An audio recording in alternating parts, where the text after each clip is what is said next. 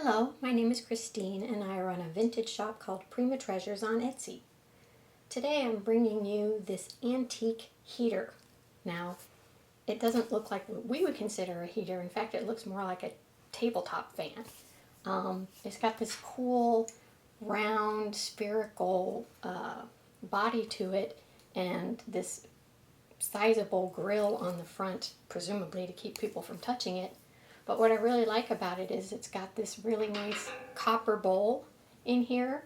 And then just for decorative purposes, the company that made it put this bronze ring around the edge and they stamped designs into it. And then they also have designs on the base. So it's really quite a decorative little item considering that it was mainly meant as a functional piece. So I did some research on this particular item and it was made in the 1920s. It is electric, but I personally have not powered it on yet. And you can see here that inside the bowl we've got a good bit of discoloration and tarnishing going on.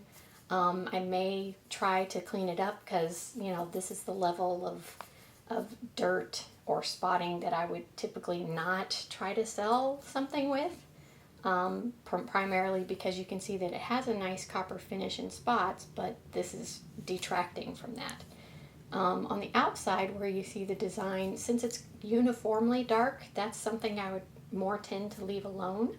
But you know, different people have different tastes, and some people would want to polish this whole thing up to basically a like new condition if they could manage to make that happen. I personally would be dubious of this stuff right here is quite dark. So anyway, as I said, this was made in the 1920s. It has this badge on the front that says the company. Actually, that's not a company name. My bad. That's the brand name, Universal. It was made by Landers, Frary and Clark, but they had their own, let's call them product lines, and the Universal was one of their, quote, product lines that they would sell different items under. Anyway, so the big thing here is, will this thing turn on? And I have not tested it yet, but I'm going to try plugging it in and we will see what happens. So here we go. I'm going to have to get down here and get it into the power strip, but let's see what happens. Hopefully nothing blows up. Okay, well, I plugged it in and I don't see anything happening.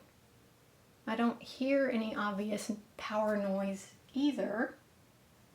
So, I'm not sure what to think. I'm going to say that likely the power is not working for this particular piece. I don't see any evidence that it's on. So anyway, there you go. A reveal of not working. I hope you learned something helpful today and I appreciate you watching.